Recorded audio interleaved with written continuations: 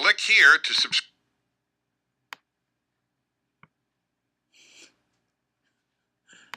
Was the American Civil War fought because of slavery?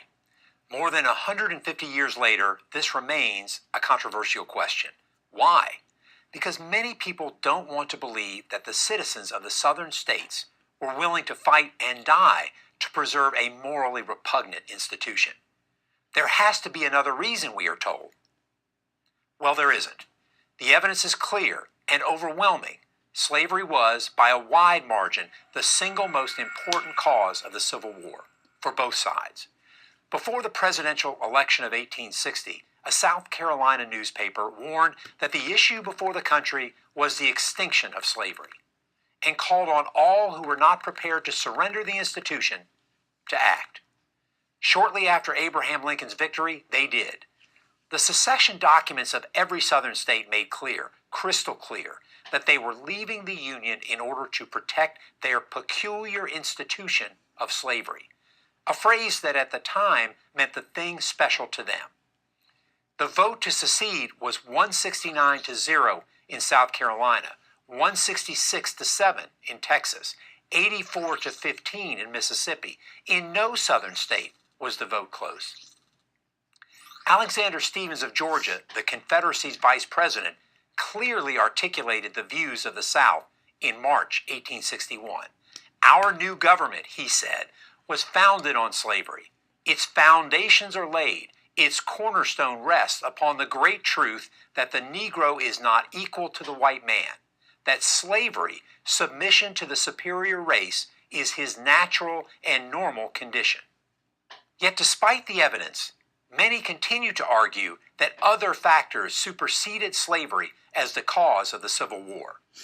Some argue that the South only wanted to protect states' rights. But this raises an obvious question. The states' rights to what? Wasn't it to maintain and spread slavery? Moreover, states' rights was not an exclusive Southern issue.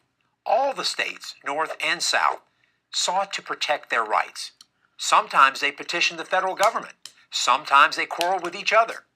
In fact, Mississippians complained that New York had too strong a concept of states' rights because it would not allow Delta planters to bring their slaves to Manhattan. The South was preoccupied with states' rights because it was preoccupied first and foremost with retaining slavery. Some argue that the cause of the war was economic. The North was industrial and the South agrarian. And so, the two lived in such economically different societies that they could no longer stay together. Not true. In the middle of the 19th century, both North and South were agrarian societies. In fact, the North produced far more food crops than did the South. But Northern farmers had to pay their farmhands, who were free to come and go as they pleased, while Southern plantation owners exploited slaves over whom they had total control. And it wasn't just plantation owners who supported slavery. The slave society was embraced by all classes in the South. The rich had multiple motivations for wanting to maintain slavery, but so did the poor, non-slaveholding whites. The peculiar institution ensured that they did not fall to the bottom rung of the social ladder. That's why another argument that the Civil War couldn't have been about slavery because so few people owned slaves has little merit. Finally, many have argued that President Abraham Lincoln fought the war to keep the Union together, not to end slavery. That was true at the outset of the war, but he did so with the clear knowledge that keeping the Union together meant either spreading slavery to all the states, an unacceptable solution, or vanquishing it altogether. In a famous campaign speech in 1858, Lincoln said, "A house divided against itself cannot stand." What was it that divided the country? It was slavery and only slavery.